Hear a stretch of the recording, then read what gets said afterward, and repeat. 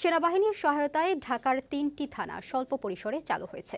এসব থানায় আইনি সহায়তা দেয়া যাবে বলে জানিয়েছে পুলিশ। কাজ শুরুর প্রস্তুতি নিচ্ছে ঢাকার আরও ২৬টি থানা।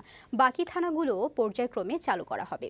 এদিকে রাজধানীর ট্রাফিক নিয়ন্ত্রণে বিভিন্ন সংস্থার সঙ্গে কাজ করছে সাধারণ শিক্ষার্থীরা। এতে যানবাহন চলাচল যেমন স্বাভাবিক হয়েছে, প্রাণ ফিরেছে ট্রাফিক ব্যবস্থায়।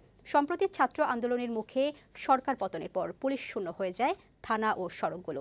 এরপর সড়ক ব্যবস্থাপনায় কাজে নামে শিক্ষার্থীরা। আরও জানাচ্ছেন রাকিব হোসেন। রাজধানীর বিজয় সরণির দৃশ্য এটি। শুক্রবার সরকারি ছুটির দিনে ট্রাফিক নিয়ন্ত্রণে বিভিন্ন সংস্থার সাথে দেখা মেলে সাধারণ শিক্ষার্থীদের সক্রিয় উপস্থিতির। মূল সড়ক থেকে শুরু করে অলিগলি ও শহরের ট্রাফিক সিগন্যালগুলোতে এমন ব্যস্ততা তাদের। আরও কাজ করছেন আনসার, ফায়ার সার্ভিস ও বেসরকারি বিভিন্ন সংস্থার লোকজন। আছেন সেনাবাহিনী ও বিমান বাহিনীর সদস্যরাও।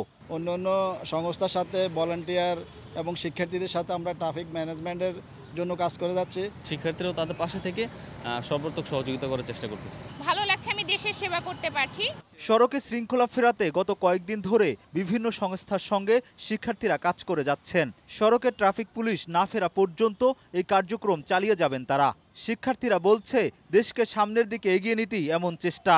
ট্রাফিকের কাজ করছি যাতে সব সুশৃঙ্খলভাবে সম্পূর্ণ হয়, কারো কোনো সমস্যা না হয়। আমরা সবাই মিলেমিশে একসাথে আবার আগের রূপে ফিরিয়ে আনতে চাই। এই জন্যই আসলে আমরা সবাই রাস্তায় নেমেছি। নিয়ম মানার দিক নির্দেশনা দিচ্ছেন কেউ কেউ, আবার রিকশাগুলো যাতে মূল সড়কে না আসে সে বিষয়ে তৎপরতা চালাচ্ছেন অনেকে। শিক্ষার্থীরা জানালেন, নিরাপদ দেশ গড়ে তোলা নিয়ে তাদের চেষ্টার কথা। সাধারণ মানুষ যদি আমরা সচেতন থাকি তাহলে আমরা দেশটাকে সুন্দরভাবে গড়তে পারবো। ট্রাফিক ব্যবস্থাপনায় যারা কাজ করছেন তাদের ফ্রি পানি ও খাবারের ব্যবস্থা করেছে অনেক বেসরকারি প্রতিষ্ঠান ও ব্যক্তি।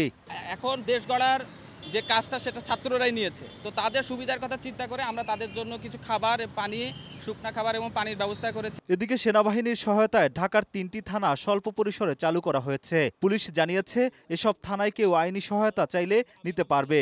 আর সেবা দেওয়ার প্রস্তুতি নিচ্ছে আরও 26টি থানা। পর্যায়ক্রমে চালু করা হবে বাকি থানাগুলো। সবাই আমাদেরকে আশ্বস্ত করেছেন যে পুলিশকে নতুন করে রিফর্ম করে তাদের কার্যক্রম অল্প সময়ের মধ্যে শুরু করার জন্য তারা সকলেই আমাদের সাথে পুলিশ ভাইদেরকে সবাই সাহায্য সহযোগিতা করবে, এভাবে আমাদেরকে সবাই আশ্বস্ত করেছে। পুলিশকে থানায় আসতে দেন, পুলিশের উপরে আর কোনো আক্রোশ আপনারা রাখবেন না, এটা আমাদের অনুরোধ করছি। কারণ পুলিশ ক্ষতিগ্রস্ত হলে বাংলাদেশ ক্ষতিগ্রস্ত হবে। থানা ও পুলিশ জনগণের উল্লেখ করে সবাইকে বাহিনীর উপর আস্থা রাখার আহ্বান জানিয়েছে পুলিশ। রাকিব হোসেন, বৈশাখী সংবাদ, ঢাকা।